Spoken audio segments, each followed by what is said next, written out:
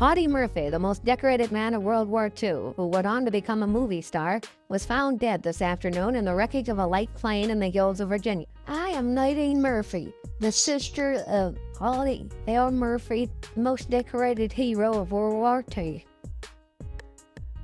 The Audie Murphy mystery, finally, solved and isn't good.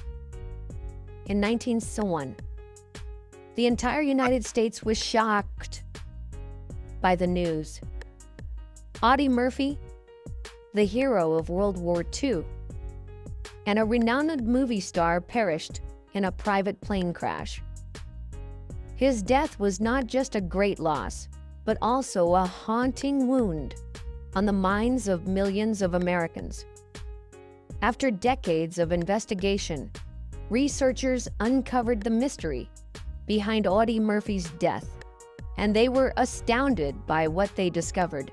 The plane had been sabotaged, dark forces were behind it, and the tragedy of the hero became a sacrifice for the U.S. government. What truly happened in the skies that day? And why are these secrets only being revealed now? Audie Murphy lived an illustrious life from the battlefield to the silver screen. But what made such a great man? Let's take a look at the humble beginnings of this remarkable man. Audie Leon Murphy was the sixth child in a large family. His parents were poor farmers living in the harsh, rural conditions of Texas. The Murphy family lived in a dilapidated wooden house with no electricity, no clean water, and reliant on each harvest to survive.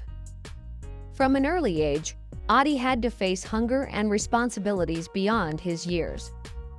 By the time he was 5 years old, he could handle a hoe and use a rabbit gun to help feed the family.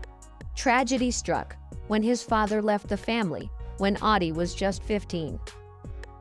Only a year later, his beloved mother passed away from pneumonia, leaving him to care for his 10 younger siblings. At 16, Audie became the sole breadwinner, and he was forced to drop out of school after the 5th grade. To make ends meet, Audie worked a variety of jobs repairing radios, selling merchandise, driving cars, pumping gas, and even working in a garage. He even picked cotton for just $1 a day. Despite living in poverty, Audie stood out for his quiet personality and deep inner life. His friends said he spoke little and often sat in silence alone. His teacher once remarked that Audie never turned in homework because he didn't have paper to write on. In 1942, when the country needed the strongest men to fight, Audie Murphy was rejected by both the Navy and the Marine Corps for being too small and light. But instead of giving up, he did something no one dared think of. He had his older sister falsify his records, adding a year to his age. From being a young man, not yet of age, he entered basic and advanced training. Not only that, he excelled to the point of being awarded a sharpshooter medal. But the miracle didn't stop there. After joining the U.S. Army, this too light young man became a legend in World War II. From the fierce battles in North Africa, through the tough Italian front, across France, and finally into the heart of Germany, Murphy fought like a storm. Despite standing at only 5'5", he was quick and an excellent marksman. Many described Audie as having an incredible energy and calm demeanor that made everyone around him instinctively obey. On January 26, 1941, in the bitter cold of winter, Murphy's unit was overwhelmed by a German battalion. His comrades were heavily shelled and began retreating into the woods. At that moment, Murphy climbed onto the wreckage of a tank, still equipped with a working 50 caliber machine gun, and turned it into a deadly fortress. For over an hour, Murphy fired at the enemy while calling in artillery support on the radio, all while blood poured from a wound in his leg. When the battle ended, the bodies of German soldiers were scattered around the burning tank. Murphy was still alive and victorious, despite being the only one left. For this impossible feat, Murphy was awarded the Medal of Honor, the U.S. military's highest distinction, at the age of 19. Returning from the battlefield as a national hero, Murphy faced an even more difficult battle: post-traumatic stress disorder, PTSD. The haunting memories from the battlefield lingered so much so that he always slept with a loaded handgun under his pillow. His first wife, Wanda Hendricks, once recounted how he had pointed a gun at her face. She also revealed that she had seen him suffer and cry when watching news reports about orphanages in post-war Germany. But he didn't give up. Murphy quickly turned to a career in Hollywood acting. Over the course of his career, he appeared in more than 40 films, but the most notable was To Hell and Back. In this film, Murphy played a deeply personal role, portraying himself, a soldier returning from the hell of war.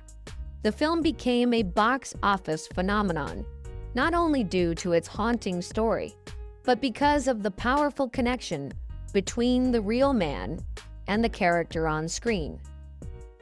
Though often cast in leading roles in westerns and war films, genres that seemed tailor-made for him, Murphy always maintained a humble distance from the Hollywood spotlight. He candidly shared that he was not a born actor, but was simply trying to tell the story of what he had lived through and lost. In addition to acting, Murphy had a soulful, artistic side, immersed in music. He wrote several country and western songs. Some of his compositions were recorded by artists like Dean Martin and Charlie Pride, spreading Murphy's soul across the radios of the 1960s. Murphy's acting career flourished in the late 1950s and early 1960s. In 1990, Murphy had a notable role in the classic Western Night Passage.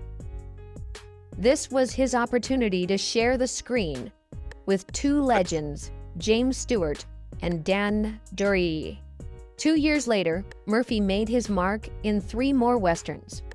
In The Wild and the Innocent, he formed a perfect partnership with actress Sandra Dee. He also took on the role of co-producer in the drama cast A Long Shadow. But it wasn't until he played a cold-blooded killer in the suspenseful No Name on the Bullet that Murphy truly captivated critics and cemented his status as a versatile leading man. Not only successful on the big screen, Murphy also made a strong impression on television. In 1960, he appeared in the series Star Time, alongside the legendary Thelma Ritter, winning over more audiences. Wherever he went, his talent shone brightly, whether on stage or in front of the camera. Director Don Siegel once said Murphy had the look of a paperboy, but the bravest man I've ever known. Writer David McClure wrote, "You could walk past Audie Murphy on the street and not notice until he looked at you. And then you knew that person had lived and fought beyond fear." But despite conquering both the battlefield and the silver screen, Audie Murphy still carried invisible scars that no role could hide.